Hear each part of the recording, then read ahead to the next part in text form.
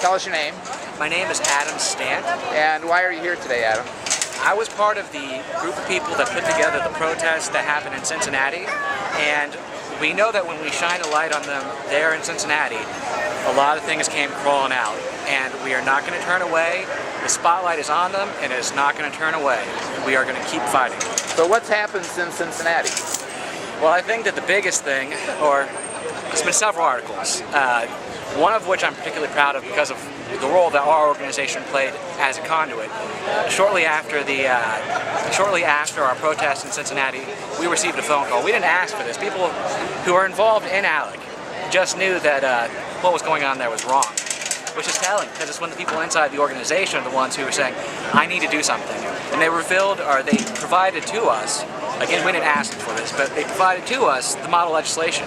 And when you look through those bills, they have things like the Full Employment Act that ends unemployment insurance as we know it, the Civil Rights Act that ends affirmative action, things that, well, really, there's an essay that Orwell wrote about abusing the English language, that abuse the English language, and I think that the attention that's been drawn by that is the biggest impact that what we did in April has had. And what would you like to see happen as a result of your actions here today and what happened in the protest in Cincinnati?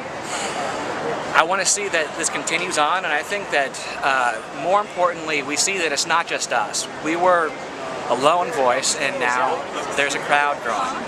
And that crowd is looking at what's going on in their home states, and they're starting to make connections, and we're hearing about things where they've matched bills in Pennsylvania, where they've done this in Ohio and Minnesota, and we're hearing about all sorts of things like the mysterious ALEC lobbying incident that occurred in 2009 in North Dakota, which is something that we didn't know about before.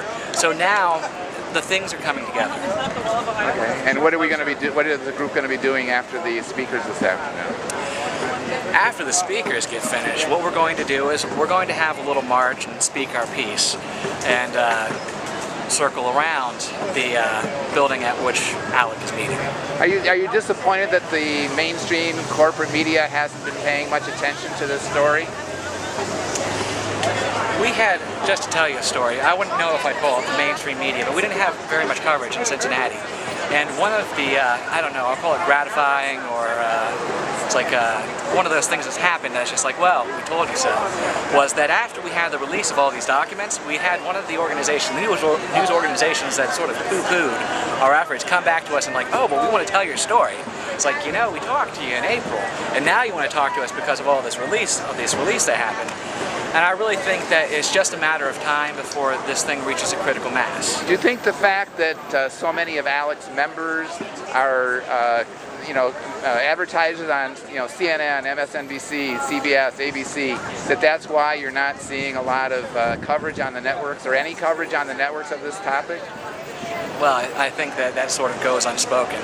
It's one of those things that you really don't need to say because it's obvious. And ask yourself this: watch CNN, watch MSNBC, watch any of these networks, and wait for the commercials to come on, and then write down the names of the products that are being advertised in those commercials. Then once you're finished with that, we have that list. Go online and see if those products are made by organizations or corporations that are members of ALEC. And I think that you'll get the answer that you really want there. Of course that's what's happening. Where can people find out more information about the protest today and the documents that you were speaking about?